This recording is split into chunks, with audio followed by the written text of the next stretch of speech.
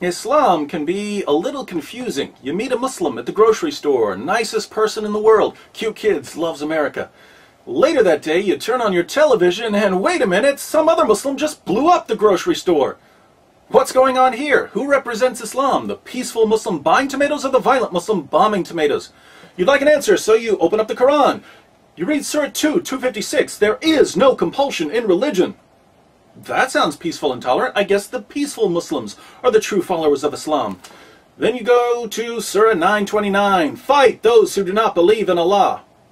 That's not nice. Now it seems like the violent Muslims got it right. The evidence points in different directions, so what are you supposed to believe? Partnership between America and Islam must be based on what Islam is, not what it isn't. If you've ever wondered why there are both peaceful and violent passages in the Quran, if it's ever bothered you that Muslims demand religious tolerance in the West while Christians and Jews can't build churches or synagogues in Saudi Arabia, if you've never quite grasped why organizations like CARE or ISNA claim that Islam is a religion of peace while they support terrorism behind the scenes, welcome to the most important video you'll ever watch. You can't understand Islam in the world today without understanding one essential fact. Jihad proceeds in stages.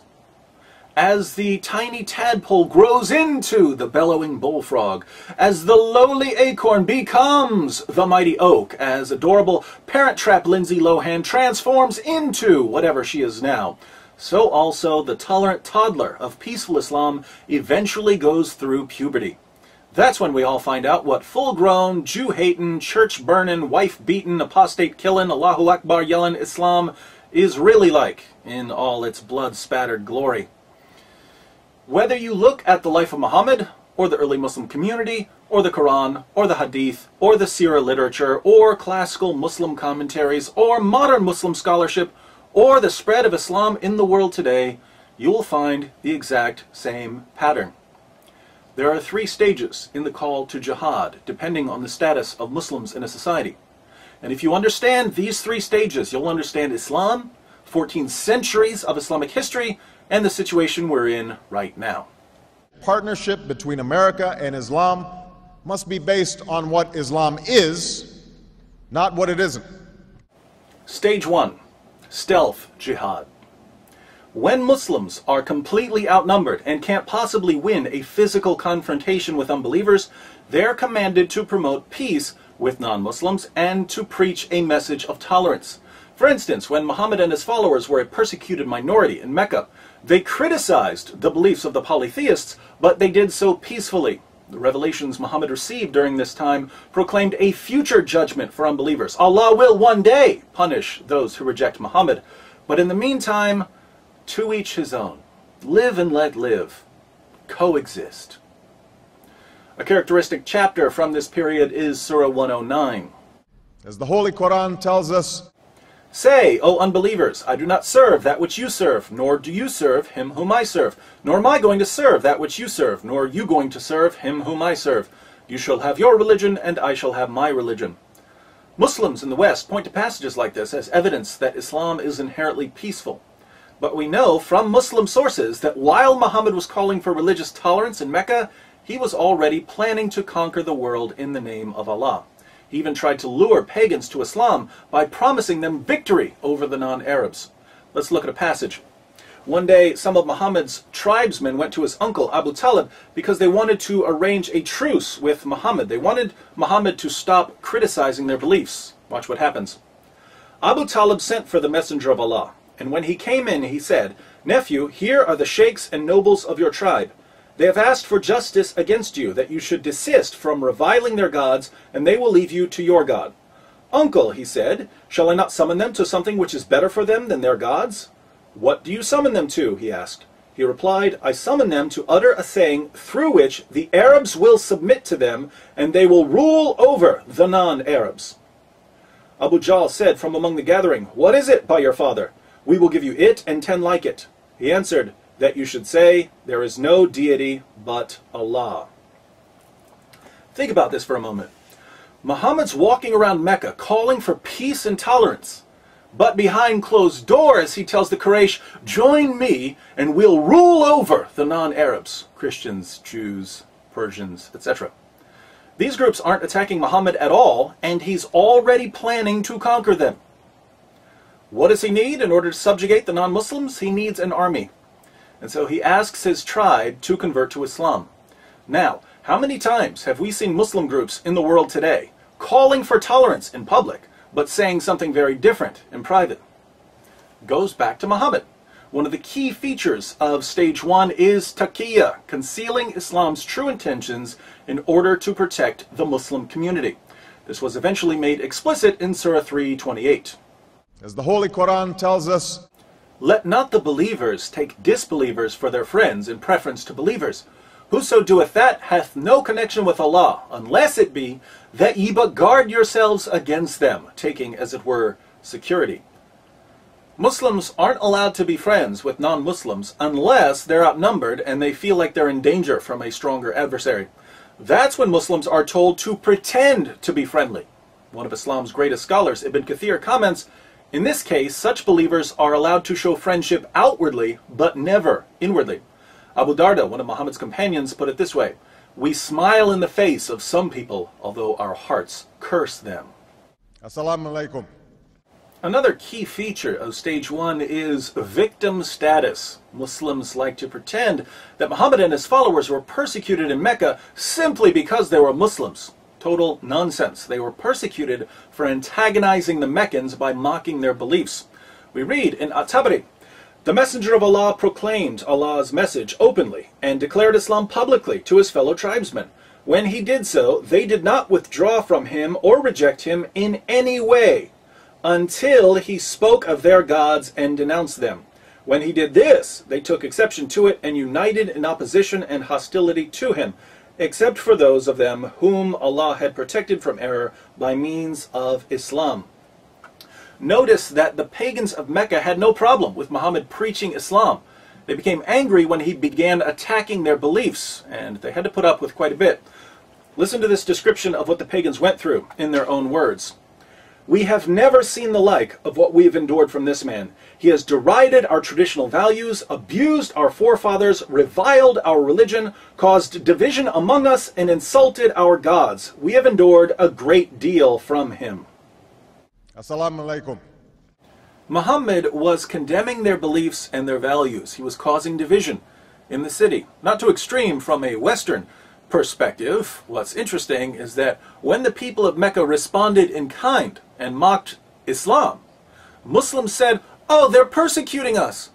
What evil people attacking us because of our beliefs. Double standards. One of the goals of the stealth jihad stage is to give Islam a privileged status above other religions. But Muhammad's constant antagonism towards the Meccans did lead to actual persecution. And this persecution of the early Muslim community was the best thing that ever happened to Islam. When people heard that poor, defenseless Muslims were being mistreated, they rushed to Muhammad's aid. The Christians of Abyssinia, the Jews of Medina, and various pagan groups all agreed at one time or another to protect Muslims from the mean, bigoted Islamophobes in Mecca. Now keep in mind, Muhammad was already planning to conquer all of these people. But they didn't know that. All they knew was that Muslims were being persecuted and they wanted to help. Once Muhammad and his followers had formed enough alliances and were no longer at the mercy of the Meccans, the message of the Quran suddenly changed.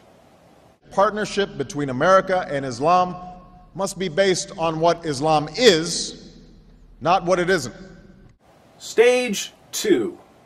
Defensive jihad. When there are enough Muslims and resources to defend the Islamic community from attacks, persecution, or criticism, Muslims are called to engage in defensive jihad, fighting unbelievers who pose a physical or intellectual threat to Islam. After the city of Yathrib, now called Medina, agreed to protect the Muslim community, Muhammad and his followers left Mecca, and they were given permission to fight. Surah 22, 39-40. As the Holy Quran tells us, permission to fight is given to those upon whom war is made because they are oppressed, and most surely Allah is well able to assist them. those who have been expelled from their homes without a just cause, except that they say, "Our Lord is Allah." Did you catch that? According to the Quran, Muslims were kicked out of Mecca simply because they believed in Allah. We've already seen that the Meccans had no problem with Muslims believing in Allah, or even with Muslims preaching Islam. They had a problem with Muhammad mocking their religion and causing division in their city. But again, Muslims needed victim status for their protection, so I guess Allah decided to fudge history just a little. And throughout history, Islam has demonstrated through words and deeds the possibilities of religious tolerance and racial equality. Now that Muhammad had several non-Muslim groups ready to defend him, he turned to the primary tactic of stage 2, terrorism. The people of Mecca depended on the caravan trade for their survival. Anyone who had money would invest it, hoping to get back something extra to feed their families. If a caravan was robbed or didn't return, children might starve. So instead of living a peaceful life in Medina, Muhammad started attacking the Meccan caravans. Muslims launched 7 attacks against the caravans, and the Meccans never retaliated. During the 7th attack, Muslims killed a man, and they took the goods and some captives as well. The problem was that it was still the holy month when everyone agreed not to fight. Muhammad was a bit worried about this at first, but then he received Surah 2:17. As the Holy Quran tells us, "They question thee, O Muhammad, with regard to warfare in the sacred month. Say, warfare therein is a great transgression, but to turn men from the way of Allah, and to disbelieve in Him and in the inviolable place of worship, and to expel His people thence, is a greater transgression with Allah, for persecution is worse than killing."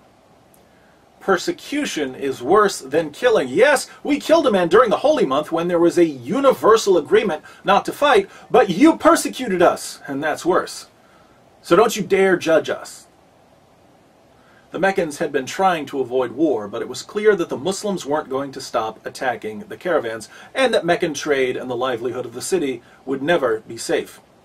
So the pagan tribes sent an army to protect the next caravan. Muslims attacked and defeated the Meccans at what became known as the Battle of Badr. Notice that the first real battle between Muslims and non-Muslims was a result of non-Muslims trying to protect themselves from Muslims terrorizing their trade routes. Islam has a proud tradition of tolerance. It didn't take long for Muhammad's protectors to realize that they had been duped. Muslims weren't quite the innocent victims they had claimed to be. Muhammad and his followers were far more greedy and violent than the pagans they were now attacking. But these disillusioned defenders soon learned that once you agree to support Muhammad, you don't get to change your mind. Anything other than perfect allegiance to Muhammad becomes grounds for expulsion, seizing property, enslavement, or annihilation. 3 Jewish tribes in Medina found that out the hard way. A proud tradition of tolerance. Non-Muslims also learned that no matter how much they disagreed with Muhammad's campaign of violence and intimidation, they had to keep their mouths shut. Muhammad began ordering the assassination of critics during stage 2. People who spoke out against Islam or wrote poems about Muhammad were brutally murdered. And the citizens of Medina, the very people who had invited Muslims into their city, saw their rights rapidly disappearing in the name of Allah. Tolerance, tolerance, tolerance. Stage 2, then, is characterized by defensive fighting those who attack the Muslim community in some way. What we need to get our minds around, however, is that Muslims have a much broader definition of what constitutes an attack than anything we're familiar with. Persecution and military aggression certainly count as attacks, but as we've seen, criticizing Islam counts as an attack. Backing out of alliances after you figure out Muhammad's true intentions counts as an attack. And in the defensive jihad stage, Muslims are ordered to respond to these attacks with physical violence and terrorism. Partnership between America and Islam must be based on what Islam is, not what it isn't. Stage 3, offensive jihad. When Muslims establish a majority and achieve political power in an area, they are commanded to begin offensive jihad. Once Mecca and Arabia were under Muhammad's control, the message of the Quran changed yet again. Suddenly, Muslims weren't just told to fight against aggressors. They were commanded to fight non-Muslims simply for being non-Muslims. As the Holy Quran tells us, O Prophet, strive hard against the unbelievers and the hypocrites, and be unyielding to them. Surely Allah has bought of the believers their persons and their property for this, that they shall have the garden. They fight in Allah's way, so they slay and are slain. O you who believe, fight those of the unbelievers who are near to you, and let them find in you hardness. tolerance, tolerance, tolerance. If Muslims have the military strength to expand their political power and to violently subjugate non-Muslim populations, forcing these non-Muslims to pay tribute, the Quran commands them to do so. Surah 9:29. As the Holy Quran tells us, Fight those who believe not in Allah nor the last day, nor hold that forbidden which hath been forbidden by Allah and His Messenger, nor acknowledge the religion of truth from among the people of the book, until they pay the jizya with willing submission and feel themselves subdued. This verse doesn't order Muslims to fight oppressors or even critics. It orders Muslims to fight those who don't believe in Allah. tolerance, Tolerance, tolerance, tolerance, tolerance, tolerance, tolerance. We find similar teachings in Islam's most trusted collections of ahadith. Sahih al-Bukhari 69:24. Muhammad said, I've been ordered to fight the people till they say, La ilaha illallah. None has the right to be worshipped but Allah, and whoever said, La ilaha illallah, Allah will save his property and his life from me. tolerance, religious tolerance, tolerance, religious tolerance. Sahih Muslim, number 30. Muhammad said, I've been commanded to fight against people so long as they do not declare that there is no God but Allah.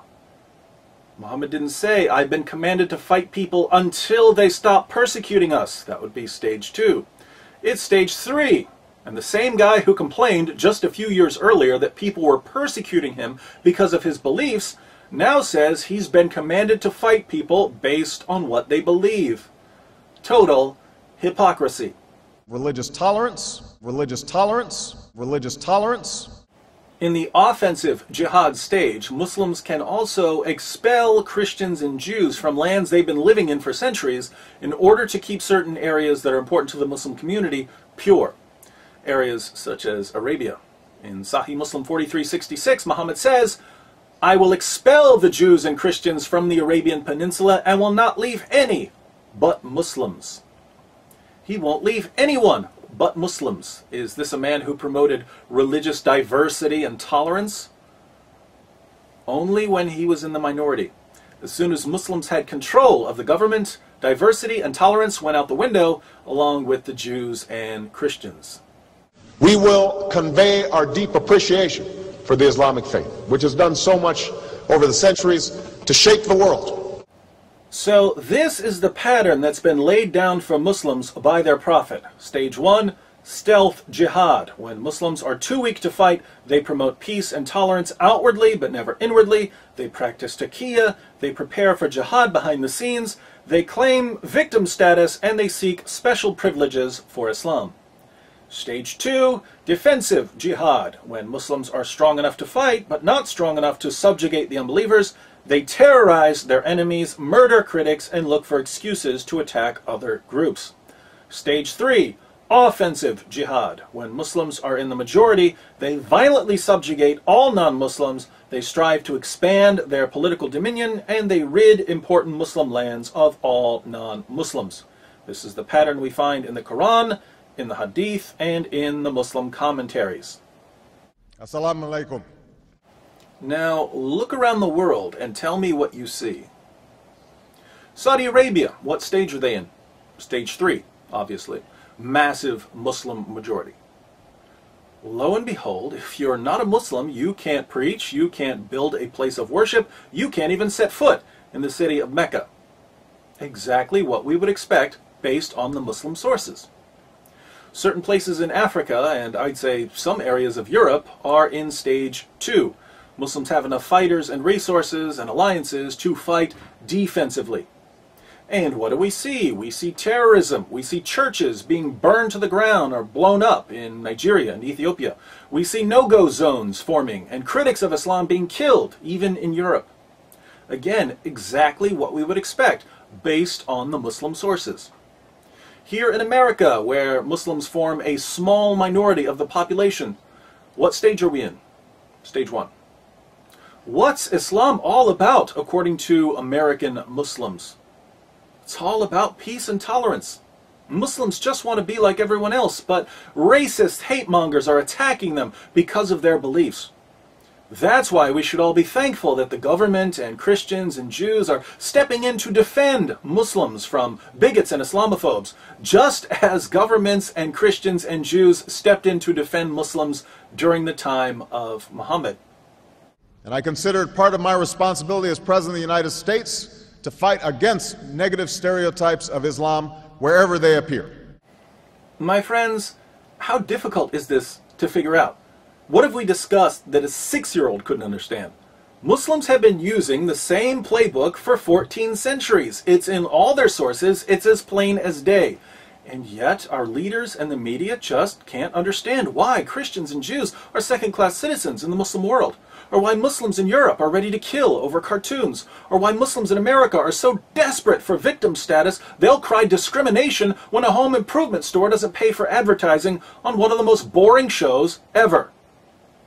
It's all right here. If someone can't understand this, I'd say he doesn't want to understand it. But we've reached a point in history when we can no longer afford to be willfully stupid. If our leaders are incapable of grasping the 3-step strategy of jihadists, they have no business leading a marching band, let alone a Western nation. Unfortunately, Muslims have been so successful in their Stage 1 operations, they've convinced our leaders and the media that the only information we need when it comes to Islam is what's handed to us by terrorist-linked Muslim organizations like CARE. Bin Laden was not a Muslim leader. We're officially on our own. If we want to popularize this information, we'll have to do it ourselves. Sending this video to everyone you know would be a good start. I also think someone needs to put this material into a pamphlet so we can all pass out copies. Oh, what's this? It's a double-sided pamphlet discussing the 3 stages of jihad. It seems I've already done most of the work for you. All you need to do is go to my blog, answeringmuslims.com, click on the Jihad tab at the top, and open the 3 stages of jihad PDF pamphlet file. You can print this out, fold it up, and give it to those who need to know about jihad, which is pretty much everyone. Islam's greatest ally in the West is ignorance. Jihadists can't subjugate us through physical force, so they're doing their best to subjugate our minds. The ultimate obstacle to global jihad, then, is an informed population of free people. Wouldn't you like to be an obstacle to jihad in Sharia? I know I would. In 2012, let's make a special, freedom-sized effort to educate ourselves and others about the inner workings of the jihadist machine. And let us call our project Operation Monkey Wrench.